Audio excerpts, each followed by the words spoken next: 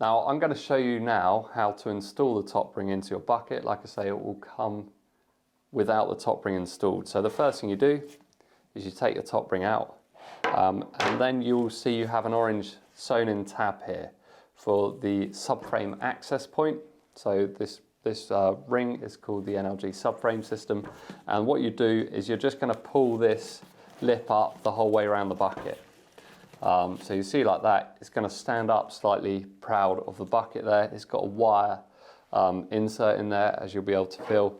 You take your reinforced ring, and then you place that just below the lip of the bucket. So you can see, like so, you're sitting it just below, and then this wire frame actually encapsulates that ring and gives you a reinforced ring that you can actually put in the bucket or take out as you choose. So some people want a soft rim bucket, and you can actually take that out. Other people, obviously, when they're storing it, they want to take that ring out, so it gives you that flexibility. But once that's installed, you have this perfect reinforced ring on the top, and that is true across the Ascent Hall and the Ascent bucket. You have that removable subframe system.